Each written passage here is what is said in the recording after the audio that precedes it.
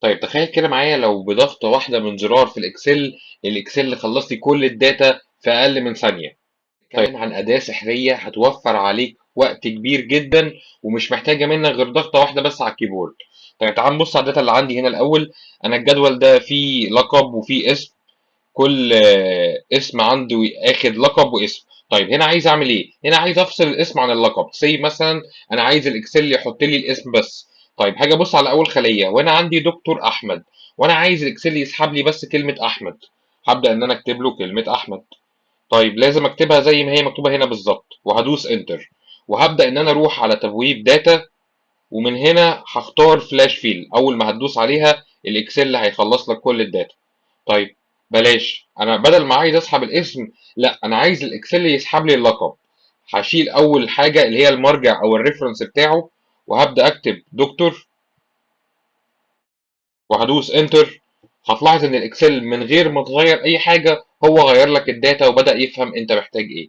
طيب تعال نجرب حاجه تانية.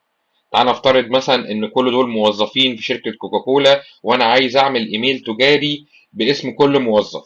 طيب هتبدا ان انت تحط له اول ايميل او الريفرنس بتاعك. تعال نقول مثلا احمد @gmail او كوكا دوت كوم، وهبدا ان انا ادوس انتر. طيب فلاش فيل من تبويب داتا في حاجه اسرع، انا ممكن ادوس كنترول اي. هتلاحظ معايا ان الاكسل هنا خلص لك كل الداتا. يبقى انا يا اما اختارها من داتا يا اما الاختصار بتاعها كنترول اي. طيب تعال نبص على مشكله صغيره بتعملها الفلاش فيل. انا هنا عندي منتجات، وجنب كل منتج لو هتلاحظ في حرف يا اما دبليو يا اما ام. طيب لو المنتج جنبيه دبليو فمعناه ان هو منتج حريمي وومن، ولو جنبيه ام فهو منتج رجالي. تعالى كده نجرب. اول حاجه انا عايز الاكسل ينزل التصنيف، هبدا ان انا اكتب له دبليو وهدوس انتر كنترول اي. هتلاحظ ان الاكسل هنا سحب الداتا ولكن بطريقه غلط. طيب هو فكر فيها ازاي؟ هو قال لك دبليو اس. طيب اخد بالك ان هو بدأ ياخد اول حرف من كل كلمه. طيب في الحاله زي دي انا لو الفلاش فيل قريتني غلط اعمل ايه؟